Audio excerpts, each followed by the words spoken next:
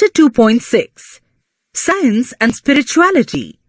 We often witness conflict between two groups of people, one that believes in science and the other that believes in religion.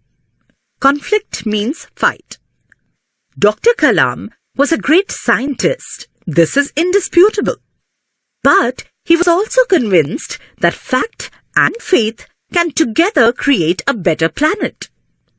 He once told me, "Science and faith must coexist for the human good." Indisputable means unable to challenge. Coexist means existing at the same time. Science provides focus.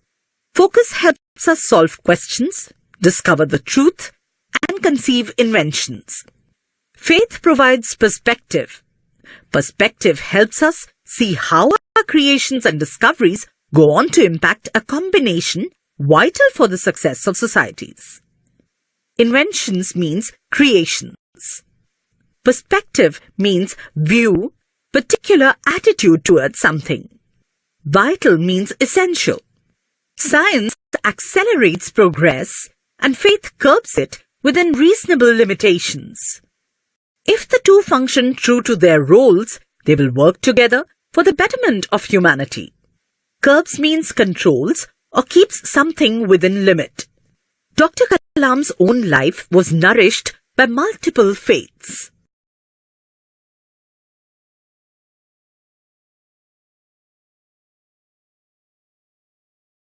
His father, a boatman, also served as an imam at the local mosque, and his two best friends were from two different religions. One was a Hindu and the other was a Christian. Imam is a person who leads prayers in a mosque. Pakshi Lakshmana Shastrigal was the head priest of the famous Rameshwara temple and a Vedic scholar, and the Reverend Father Bodal had built the first church on Rameswara Island. Reverend means a respectable title used before churchman. Dr. Kalam recalled how all three of them, in the unique attire of their religion, used to sit and discuss the community's problems and find solutions. Throughout the nation and the world, the need to have a frank dialogue among cultures, religions, and civilizations is felt now more than ever. When asked where he got his humility from, Dr. Kalam would always attribute it to his father. In him, he saw how simplicity and divinity could go together. Even though his father was a boatman and Dr. Kalam went on to become the President of India, they shared the same values in life. Both believed that if one leads a spiritual life, then that spirituality can lift them out of any kind of confusion, misery, or failure. Spirituality means godly or holy. Misery means unhappiness.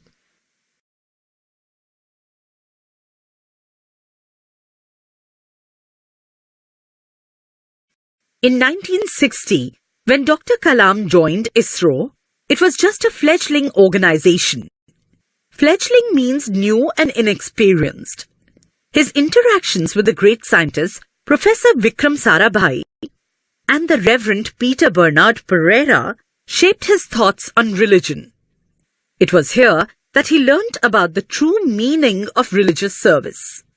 Professor Sarabhai and his team had selected a site in Thumba, Kerala, to set up their space research facility. It was an ideal site due to its proximity to the magnetic equator.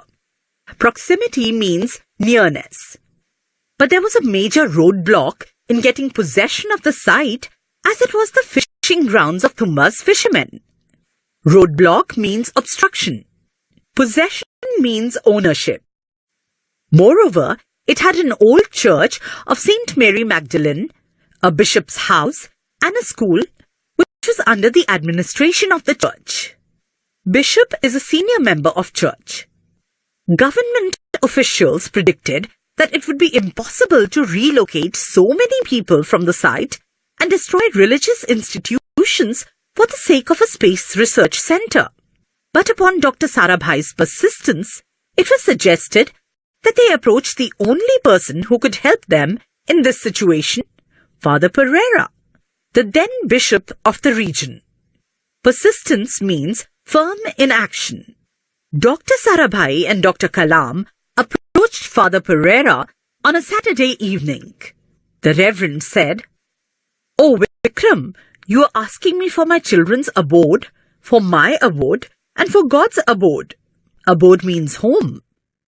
How is it possible?" Father Pereira then invited the party to visit the church on a Sunday morning. Dr. Sarabhai, his team, and the forever inquisitive disciple, Dr. Kalam, took up the offer. Inquisitive means curious.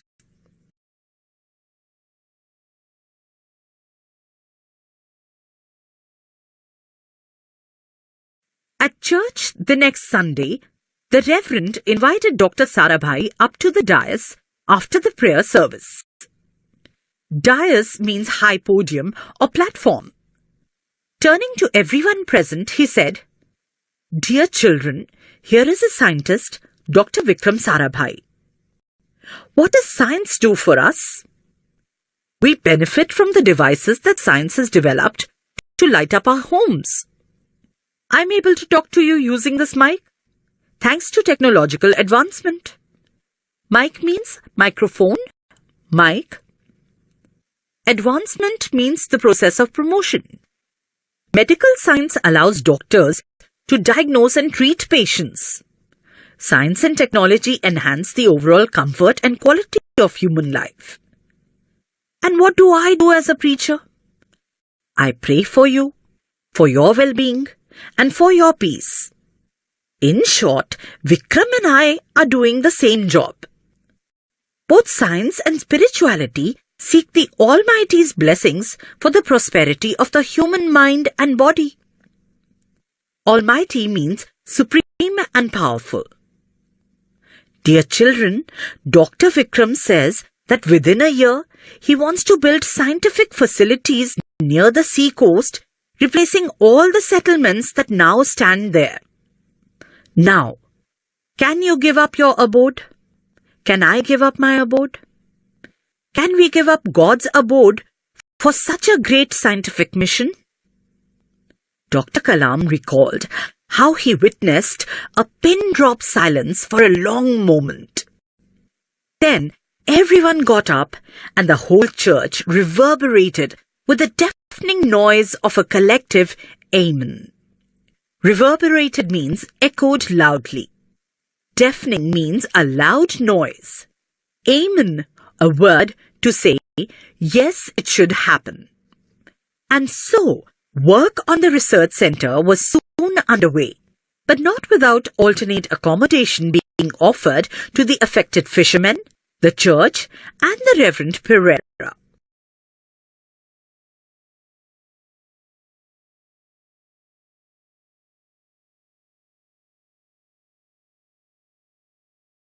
A few years later, in the early 1980s, Professor Satish Dhawan, the director of ISRO, under whom Dr. Kalam had made his first unsuccessful launch in 1970 and then a successful one in 1980, had provided him with more soul-shaping wisdom. Soul-shaping means to change one's heart and thoughts. One day in 2012, we were discussing the number of PhDs Dr. Kalam had received. He said to me, "Srijan, Professor Dhawan had so many master's degrees, all from the best institutions, no less." So I asked him how one can become so academically accomplished. Accomplished means skilled. He responded, saying that academic brilliance is no different from the brilliance of a mirror, which can be diminished by a coating of dust. Diminished means becomes less. Only when the dust is removed does the mirror shine and the reflection becomes clear. We can remove the impurities obscuring our souls by living pure and ethical lives and by serving humanity. Obscuring means making unclear. Ethical means principles. And then God will shine through us. These words took me back to my meeting with Dr. Kalam after my graduation from IIMA in 2009.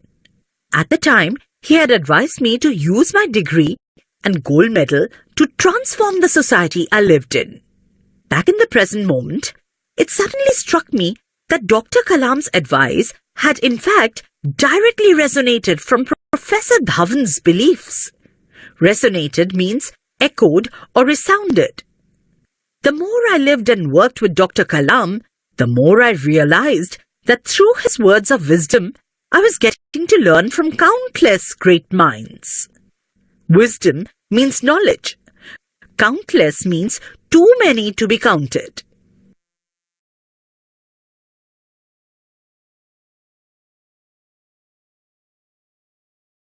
In April 2009, Dr. Kalam was invited to attend the 102nd birthday celebrations of His Holiness Dr. Shri Shri Shivakumara Mahaswamiji in the Tumkur district of Karnataka. Mahaswamiji is a remarkable person who has dedicated his life to the service of humanity. Remarkable means extraordinary. His greatest contribution is the establishment of a free residential education system for more than 9,000 children in the ashram.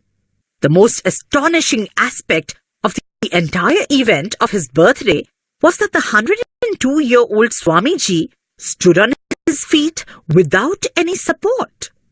Astonishing means extremely surprising. Aspects means features. He looked as steady and alert as any other youngster present there. This display of inner strength touched Dr. Kalam deeply. A couple of days later, we were discussing this unusual birthday party. I said to him, "Sir, do you know only 4 out of 1 lakh people cross the age of 100? I had Googled the subject beforehand. He replied, "But how many of these 4 would be able to stand tall for half an hour, give a wise discourse, and then go on to feed thousands of children?" Discourse means a formal talk, including a debate. Of course, nobody could know the exact answer to his question, but the question itself led to many other relevant queries. Queries means questions. I wonder what powers Mahaswamiji possesses that keep him so strong at such an advanced age. Maybe it's a balanced diet, a healthy lifestyle, or perhaps it's genetics, I asked.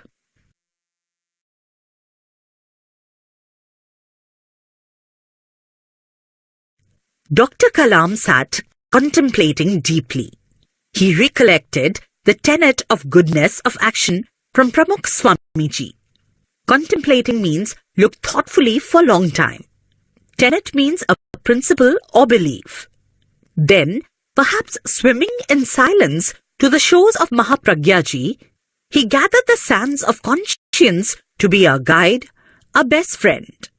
Deeper down in the space-time of memory, he must have heard Professor Brahma Prakash's words about the need of living a pure and ethical life, and Father Pereira's and Dr. Sarabhai's lesson of selflessness in service. Eventually, his thoughts would have settled on Swami Sivananda of Rishikesh, in whom he saw great tranquility, and finally, he must have come full circle with the memory of the life of simplicity of his father, who always espoused the value of giving back. Tranquility means peace or calmness. Espoused means gave support to. At long last, he spoke. "It is the very spirit of what can I give," he elaborated. Mahaswamiji lives with the beliefs and ethos of our mission. Ethos means characteristic spirit of a culture or era. Elaborated means develop in detail. He gives and gives education to famished minds, food to famished bodies. In giving so much, he becomes strong. His munificence fuels his strength. Famished means extremely hungry. Munificence means generosity. That is what keeps him standing tall and active in life. The essence of a happy life and a peaceful society lie in one sentence. What can I give?